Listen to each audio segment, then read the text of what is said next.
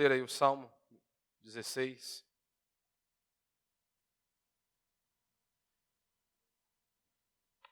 E diz o seguinte: protege-me, ó Deus, porque em ti me refugio. Digo ao Senhor, tu és o meu Senhor. Além de ti não tenho outro bem. Quanto aos escolhidos que estão na terra, são os ilustres nos quais está todo o meu prazer. Os que escolhem outros deuses terão as dores multiplicadas. Não oferecerei seus sacrifícios de sangue, nem meus lábios pronunciarão seu nome. Senhor, tu és a porção da minha herança e do meu cálice. És tu quem garante o meu destino. Meu quinhão caiu em lugares agradáveis. Sim, fiquei com uma bela herança. Bendigo o Senhor, que me aconselha, pois até durante a noite o meu coração me ensina. Sempre tenho o Senhor diante de mim. Não serei abalado, porque Ele está ao meu lado direito. Por isso, meu coração se alegra e meu espírito se regozija. Até mesmo meu corpo habitará seguro. Pois não deixarás a minha vida no túmulo, nem permitirás que teu santo sofra deterioração. Tu me farás conhecer o caminho da vida. Na tua presença, a plenitude de alegria. À tua direita, há eterno prazer. Até aí. Este também aqui é um salmo de Davi. E é muito interessante a reflexão que Davi nos leva por meio deste texto, por meio desta porção aqui do livro de Salmos. E a pergunta que eu e você temos que fazer, e esse texto nos leva a fazer é: o que é Deus? O que Deus é para você? Quem Deus é? Você já parou para fazer essas perguntas? Porque Davi, ele está nos remetendo aqui à centralidade de Deus na alma humana. E aí eu quero falar alguns pontos aqui. Primeiro, Deus, ele é a nossa proteção. Davi, ele inicia o salmo dizendo: protege-me, ó Deus, porque em ti me refugio. A pergunta que eu e você podemos fazer é: quem está dizendo isso? Ou em qual momento de sua vida Davi está dizendo isso? Deus, protege-me, ó Deus, porque em ti me refugio. Será se é o Davi, em sua época de garoto ainda, que ele vai enfrentar um gigante, e todos nós nos lembramos da situação a qual Davi passou?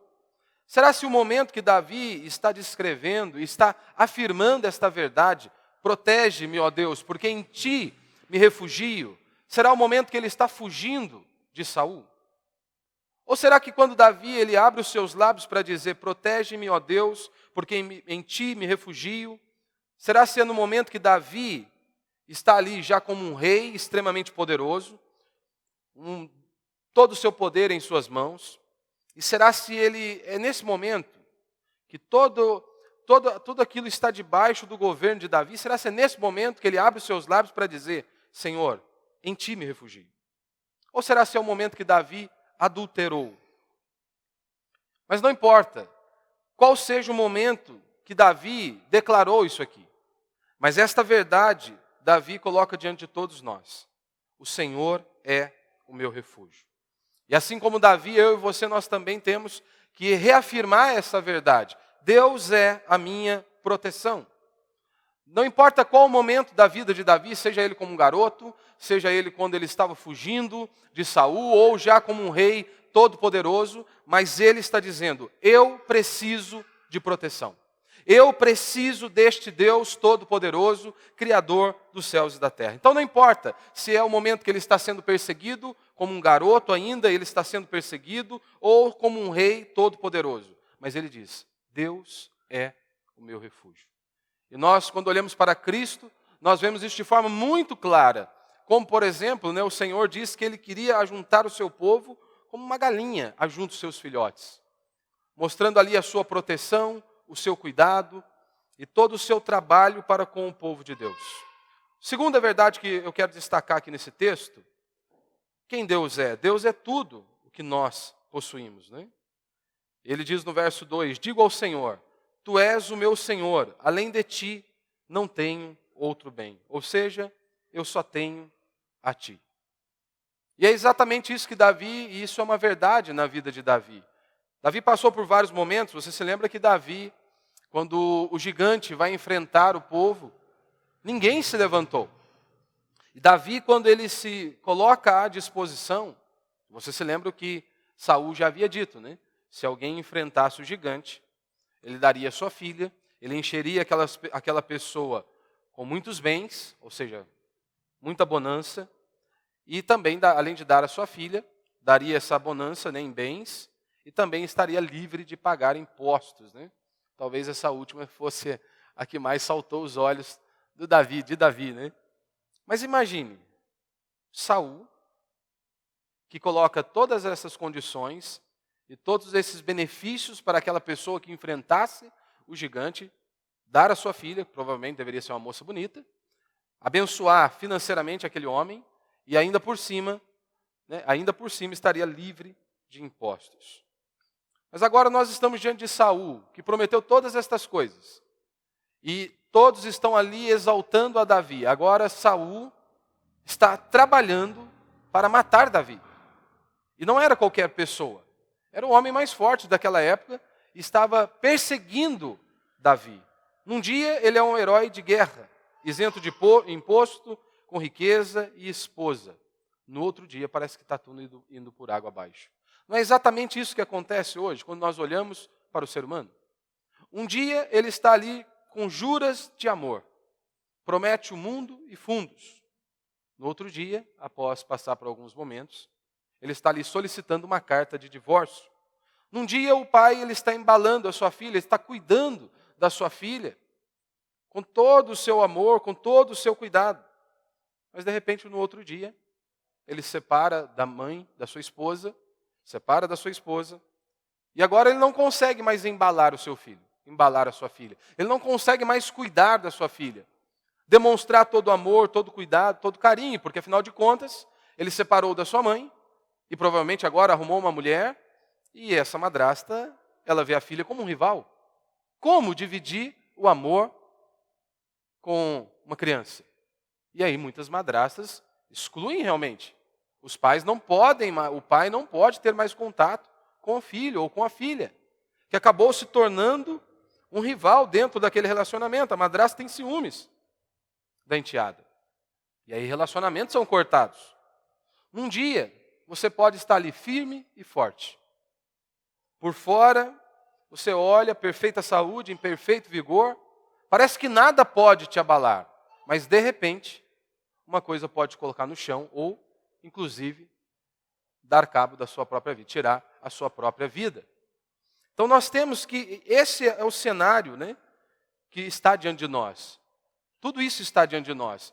Essa nossa fragilidade, essa nossa limitação.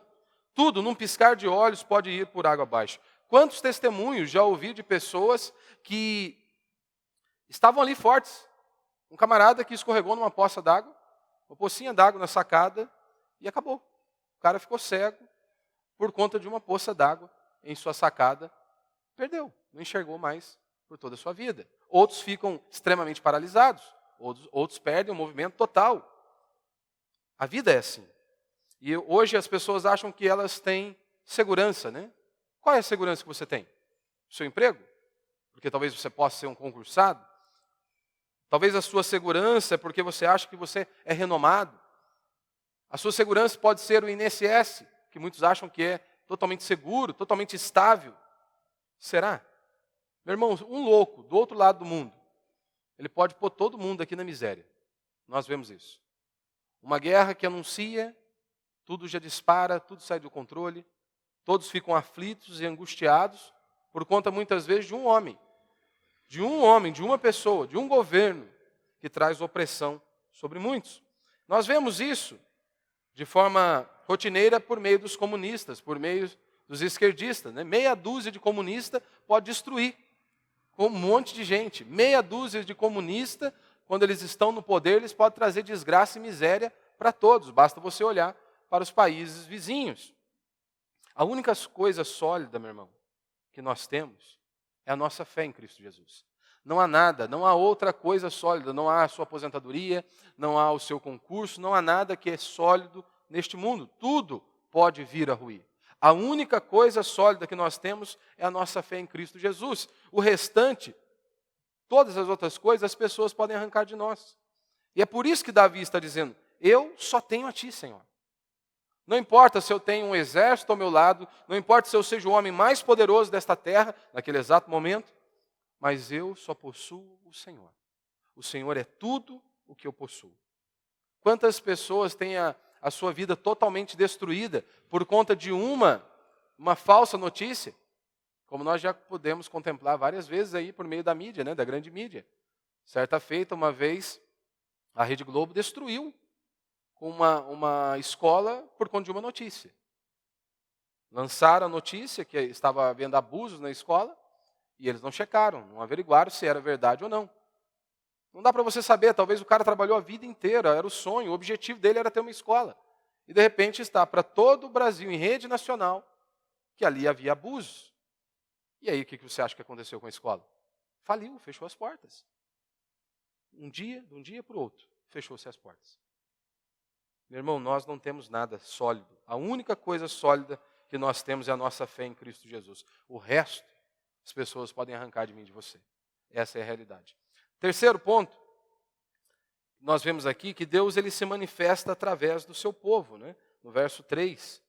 Quanto aos escolhidos que estão na terra, são os ilustres nos quais está todo o meu prazer. Prazer está nos santos, no povo de Deus. E aqui santo, você precisa se lembrar que não é no conceito do catolicismo romano, né? Que algumas pessoas apenas que estão ali num nível, num patamar, onde elas são credenciadas e estão acima dos outros. A Escritura nos diz que santos são todos aqueles que creem em Cristo Jesus, são todos aqueles que devem viver uma vida separada, reta e justa para Deus. Esses são os santos à luz das Escrituras. E você precisa se lembrar que Davi, ele está cheio do Espírito de Deus ao escrever este salmo. E aqui nós precisamos nos atentar a uma observação muito clara que Davi nos deixa aqui. Que quando você está cheio do Espírito de Deus, vai sempre dar nisso que Davi está descrevendo aqui. O que ele está descrevendo? Se você está cheio do Espírito de Deus, você terá amor pelo povo de Deus. Você terá prazer em estar com os santos, cultuando a Deus, celebrando ao Senhor, bendizendo ao Senhor. Porque se você tem o Espírito de Deus, isso deve refletir no amor para com o próximo, no amor para com o povo do Senhor. Porque é isso que ele diz, Senhor, Tu és tudo o que eu possuo. Então a sua devoção ela é vista em seu amor por Deus e pelo povo de Deus. Que nós vemos aqui por meio de Davi. Quarto ponto que nós vemos aqui, Davi descrevendo, ele diz, o Senhor é a minha herança, o meu cálice e arrimo, não é? Como nós podemos ver aí nos versos posteriores, né? No verso 5 ele vai dizer, né? Senhor, Tu és a porção da minha herança e do meu cálice. És Tu quem garante o meu destino. Meu quinhão caiu em lugares agradáveis. Sim, fiquei com uma bela herança. Se você se lembra, né, quando nós falamos de herança, à luz aqui das Escrituras, se você se lembra quando Israel saiu do Egito e chegou a Canaã, a atual Palestina hoje, você precisa se lembrar que Canaã era a terra prometida por Deus a entregar ao seu povo e abençoar o seu povo. Deus disse ao povo que aquela terra era deles. Só que aí você precisa se lembrar que havia uma divisão. Deus estava estabelecendo ali uma divisão entre as tribos. Só uma tribo que ela não entra nessa divisão e Deus diz, eu sou a herança de vocês. Vocês não vão possuir um pedacinho de terra aqui não. Eu sou a herança de vocês. Você se lembra, a tribo de Levi, ela não teria essa herança no meio do povo, pois o próprio Deus seria a herança dessa tribo. Lá em Números capítulo 18, verso 20, nós vemos isso. O Senhor disse a Arão, não terás herança alguma na terra deles, nem porção no seu meio. Eu sou a tua porção e a tua herança entre os israelitas. Isso é interessante para nós. Davi está dizendo, Senhor, Tu és a minha herança. Tu és tudo o que eu preciso. Acima de qualquer outra coisa, o Senhor é tudo o que eu preciso. E nós precisamos entender que há muitas coisas que Deus vai dizer que você não vai ter, pelo menos não nesta vida. Algumas coisas nós não iremos desfrutar plenamente. Alguns podem ter, outros não. O que você pode não possuir nesta vida? Há muitas coisas, como por exemplo dinheiro. Alguns de nós podemos ser privados com relação a isso. Não foi isso que Deus disse ao apóstolo Paulo? Não, você não vai possuir. Outros podem não possuir uma família perfeita, onde tudo dá certinho, onde parece que tudo anda dentro dos conformes. Há muitos de nós que podemos não possuir uma família perfeita. Há outros que podem não possuir sucesso, destaque, fama neste mundo. Há outros que podem não possuir uma saúde plena. Há muitos que vivem com uma enfermidade, há muitos que vivem com muitas limitações. A pergunta que eu te faço é: o que falta para você? O que falta para você? Porque algumas coisas que nos faltam, nós teremos que conviver com a ausência delas. Essa é a grande realidade. E isso não deve te levar a viver de maneira cabisbaixo, prostrado, angustiado ou aflito, simplesmente por conta da ausência de alguma coisa. Você precisa se lembrar, o que nós temos em Cristo é maior do que aquilo que nós não possuímos na vida. Então, para um cristão, e é exatamente isso que Davi está nos mostrando aqui, Senhor, Tu és a minha herança. O Senhor é a única coisa mais preciosa e é o que eu tenho, é o que eu possuo. Então, como que eu sou um derrotado, como que eu sou um fracassado, se eu possuo o Senhor? O Senhor é minha herança, o Senhor é o meu Deus, o Senhor tem cuidado de mim. Então, o que nós temos em Cristo é maior do que aquilo que eu e você não possuímos na vida, ou qualquer ser humano não possua nesta vida. Se você se lembra, Davi, ele não fazia parte ali da tribo de Levi, ele fazia parte da tribo de Judá. E mesmo assim ele está abrindo os seus lábios e está declarando: o Senhor é a minha herança. Ele está dizendo: o Senhor é a minha alegria, o Senhor é a minha riqueza. Em outras palavras, ele está dizendo: o Senhor é tudo o que eu possuo. Eu não tenho outro bem além de ti. E ele diz, né, tu és a porção da minha herança e do meu cálice. Você se lembra, o cálice ali para beber, lá no Salmo 23, né? Meu cálice vai transbordar. A ideia do ali, no sentido mais básico ali, de beber um vinho. Mas para nós não vai se limitar a isso, é claro. A ideia remete à alegria, prazer. E é isso que Davi está dizendo. Tu és a minha alegria, tu és o meu prazer, tu és a minha herança, tu és tudo. E ele ainda diz, né, tu és arrimo. Se você se lembra, né? Na construção civil você tem muito disso. De fazer um muro de arrimo, que é para sustentar. Vamos imaginar, né, que tem um morro ali, para que não haja deslizamento de terra, você faz um muro de arrimo, para ele dar sustentabilidade, para ele dar força ali, né, para que aquele monte de terra não venha ruir. O que Davi quer dizer com isso? Que Deus existe, né, e é Deus que o sustenta. É Deus que o tem mantido de pé. É Deus que tem sustentado Davi em todos os momentos de sua existência. E não apenas nos dias bons, não apenas nos dias fáceis, mas em todos os dias de sua vida. Ele está dizendo: Senhor, Tu és a minha herança, Tu és a minha alegria, Tu és a minha riqueza, Tu és o meu prazer, o Senhor é o meu sustento. É o Senhor quem me mantém de pé. Não é a minha posição social, não é a minha condição financeira, não é o meu status perante a sociedade, mas é o Senhor é o meu sustento. E ele continua, né? E aí o meu quinto princípio, ele diz que as suas divisas, né, caíram em lugares amenos. Ele diz no verso 6, meu quinhão, ou seja, a minha porção, a minha parte, caiu em lugares agradáveis. Sim, fiquei com uma bela herança. Se você se lembra, ali as pessoas não iriam escolher o que elas queriam. Como nós vemos hoje, né? Que, inclusive, muitos pregadores eles vão dizer que basta você se dedicar e você vai alcançar tudo que você quer. E isso é uma grande mentira, porque muitos aqui, cada um de nós, fomos criados de uma maneira, fomos feitos de uma maneira por Deus, cada um possui uma habilidade.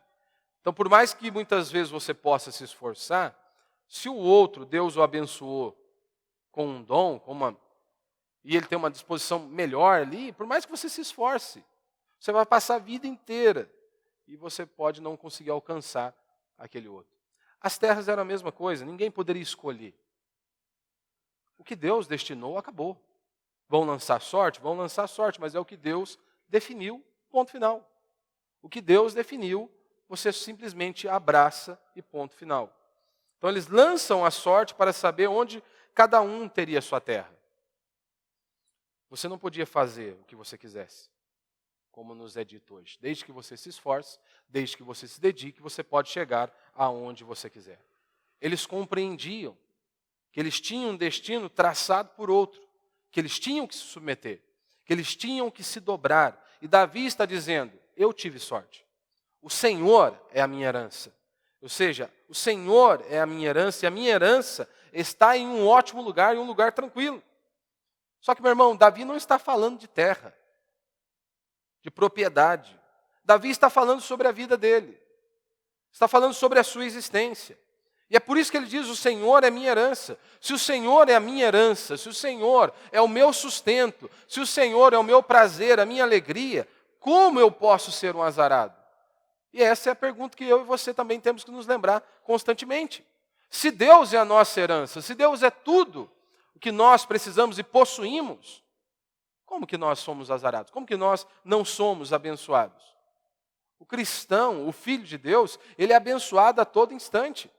Não há nada que vá nos tornar a ser algo diferente. Nós somos abençoados porque a bênção de Deus está sobre nós. E quando dizemos que somos abençoados, não quer dizer que tudo vai sair do jeito que você planejou, do jeito que você quer, do jeito que você sonhou. Mas lembre-se, a vontade de Deus ela é boa, perfeita e agradável. Porque afinal de contas, olhe para a vida de Davi. Você acha que a vida dele foi fácil? Davi está ali, primeiro, passando por um problema gigantesco, com Saul. Imagine inúmeros problemas que Davi teve que enfrentar e fugir de Saul por um bom tempo. Agora você olha para a vida de Davi como um rei, governando uma nação. Não é fácil também. Ele sai de um extremo onde ele está sendo perseguido, agora ele está ali como um líder da nação, como um chefe da nação. É claro que é pressão por todo quanto é lado. Inúmeros problemas, inúmeras aflições, inúmeras angústias. Como que isso pode ser uma vida tranquila? Fora os problemas familiares de Davi.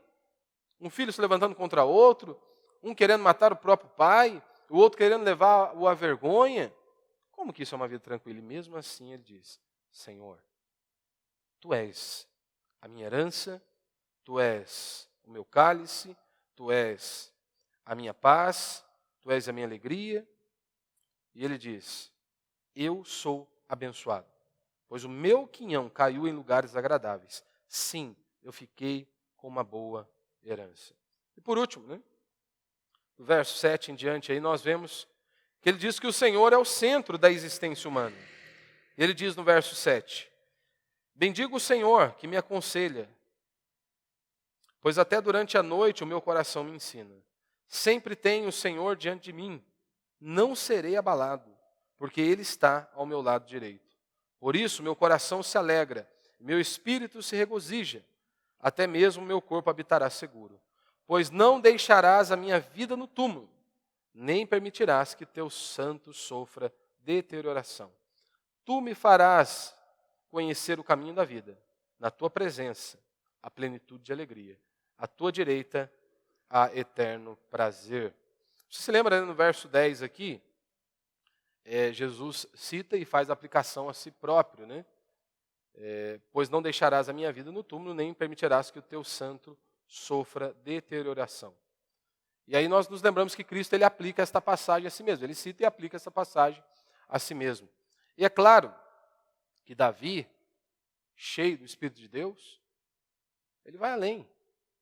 Não a sua vida apenas, porque ele não ressuscitou dentre os mortos.